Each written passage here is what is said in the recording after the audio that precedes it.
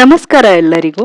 ಇವತ್ತು ಅಮರ ಮಧುರ ಸಿನಿಮಾ ಸಂಚಿಕೆ ಅಲ್ಲ, ಇದು ಇಂದು ನಾನು ನೋಡಿ ಬಂದ ಹೊಸ ಕನ್ನಡ ಸಿನಿಮಾ ಬಘೀರ ಚಿತ್ರ. ಈಗಷ್ಟೇ ನೋಡ್ಕೊಂಡು ಬಂದ್ವಿ. ಇದ್ರ ಬಗ್ಗೆ ಮಾತಾಡಬೇಕು ಅಂತ ಅನ್ನಿಸ್ತು, ಅದಕ್ಕೆ ಇನ್ಸ್ಟೆಂಟ್ ಆಗಿ ಈ ಒಂದು ವಿಡಿಯೋನ ರೆಕಾರ್ಡ್ ಮಾಡಿ ಹಾಕ್ತಾ ಇದ್ದೇನೆ. ಪ್ರಶಾಂತ್ ನೀಲ್ ಅವರು ಕನ್ನಡಕ್ಕೆ ಸೂಪರ್ ಹೀರೋ ಥೀಮ್ ಅನ್ನ ಘನತೆಯೊಂದಿಗೆ ತಂದಿದ್ದಾರೆ ಅಂತ ಹೇಳ್ಬೋದು. ಕಥೆಗಾರ, ಈ ಚಿತ್ರದ ಬಘೀರ ಚಿತ್ರದ ಕಥೆಗಾರ ಪ್ರಶಾಂತ್ ನೀಲ್ ಅವರು. 8 ವರ್ಷದ ನನ್ನ ಮಗ ಬಹಳನೇ ಎಂಜಾಯ್ ಮಾಡ್ದ ಈ ಸಿನಿಮಾನ.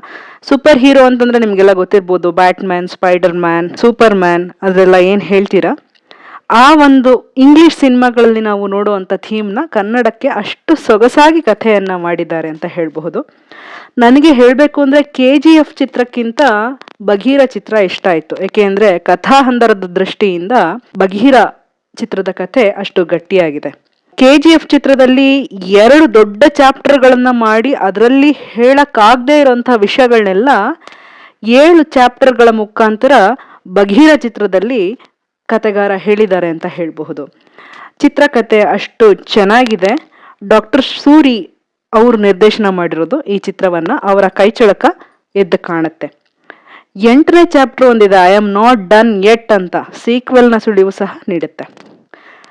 ಚಿತ್ರದಲ್ಲಿ ಕಥಾ ಹಂದರದ ಒಂದು ವಿಷಯಕ್ಕೆ ಬಂದ್ರೆ, ವೇದಾಂತ್ ಅನ್ನುವ ಒಬ್ಬ ಪುಟ್ಟ ಬಾಲಕ ಸಣ್ಣವನಿಂದನೂ ಸೂಪರ್ ಹೀರೋಗಳಿಂದ ಇನ್ಸ್ಪೈರ್ ಆಗಿರ್ತಾನೆ. ಸೂಪರ್ ಮ್ಯಾನ್, ಸ್ಪೈಡರ್ ಮ್ಯಾನ್ ಅದೆಲ್ಲ ಇರಬಹುದು. ಅವನ ತಾಯಿ ಅವನಿಗೆ ಹೇಳುವಂತಹ ಒಂದು ವಿಶೇಷ ಮಾಹಿತಿ, ಸೂಪರ್ ಮ್ಯಾನ್ ಅಂದ್ರೆ ಸೂಪರ್ ಪವರ್ಗಳಿಂದ ಬರೋದಲ್ಲ, ಸಾಮಾನ್ಯ ಜನರೇ ಸೂಪರ್ ಮ್ಯಾನು. ಈಗ ನೋಡು, ನಿಮ್ ತಂದೆ ಒಬ್ರು ಪೊಲೀಸ್ ಆಫೀಸರು, ನೀನು ಕೂಡ ಸಮಾಜದ ಸೇವೆ ಮಾಡುವ ಮುಖಾಂತರ ಎಲ್ಲರ ಕಷ್ಟಗಳಿಗೆ ಪರಿಹಾರಗಳನ್ನ, ಸಮಾಜಕ್ಕೆ ಉಪಕಾರವಾಗುವಂತಹ ಕೆಲಸಗಳನ್ನು ಮಾಡುವವರು ಎಲ್ಲರೂ ಸೂಪರ್ ಮ್ಯಾನ್ ಅಂತ ಹೇಳಿದಾಗ ಇನ್ಸ್ಪೈರ್ ಆಗಿ ವೇದಾಂತ್ ದೊಡ್ಡ IPS ಆಫೀಸರ್ ಆಗ್ತಾನೆ. IPS ಆಫೀಸರ್ ಆದ್ಮೇಲೆ ಈ ಸಿಸ್ಟಮ್ನಲ್ಲಿನ ಕರಪ್ಷನ್ಗೆ ಸಿಕ್ಕು ವೇದಾಂತ್ ತಾನು ಕೂಡ ಒಬ್ಬ ಭ್ರಷ್ಟನಾಗಬೇಕಾದಂಥ ಪರಿಸ್ಥಿತಿ ಬರುತ್ತೆ. ವ್ಯವಸ್ಥೆಯೊಳಗಿನ ಒಂದು ಅವ್ಯವಸ್ಥೆಗೆ ಹೇಗೆ ಸಿಕ್ಕಾಕೊಳ್ತಾರೆ ಅನ್ನೋದನ್ನ ಚೆನ್ನಾಗಿ ತೋರಿಸಿದ್ದಾರೆ.